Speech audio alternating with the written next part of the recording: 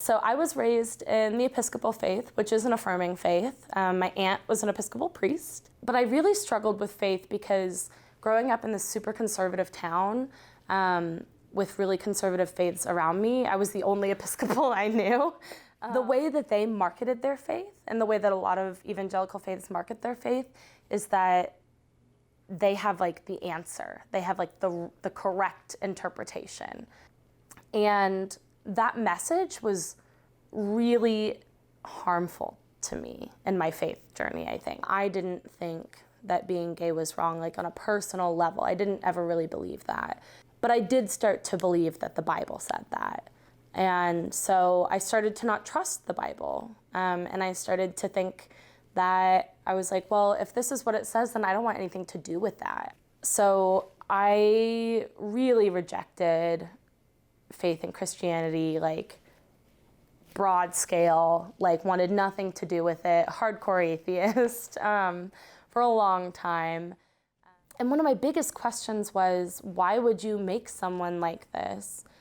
Just to torture them, like just to punish them for something they couldn't have done yet even, you know, like why would you do this? Why would you set somebody up to fail? That's how it felt to me.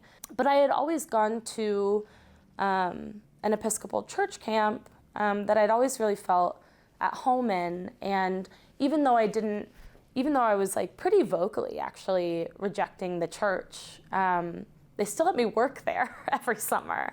And they told me that they were going to give me room to work on it and to figure it out for myself and to decide what I believed on my own.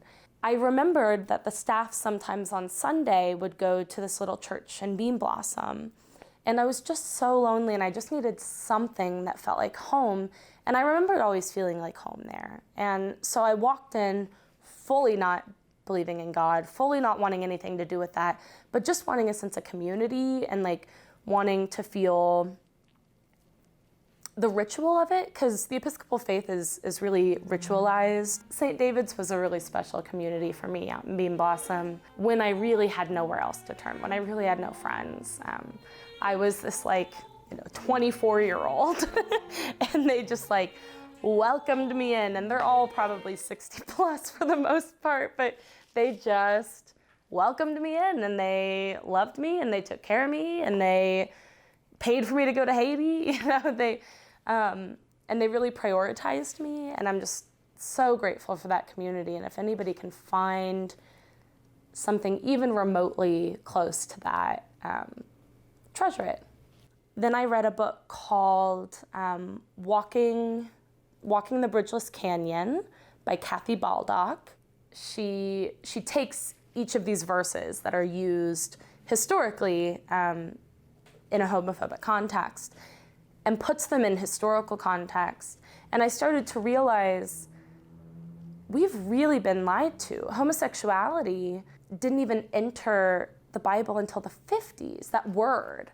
I started to realize that the Jesus that I had been taught about from my first church, from my home church, from my family, had been pretty accurate. That God was benevolent and that there are other things at play, and that people use the Bible in ways to perpetuate an agenda. I realized that sense of community and like home that I had found is the purpose of the church, and Waycross holding space for me even when I didn't believe is the purpose of the church, and that they had been doing their job as Christians. And it's not that they were just trying to be nice or just trying to be liberal or just trying to be PC. It was that they were doing genuinely what they felt God called them to do. And I sort of rediscovered my faith on that journey.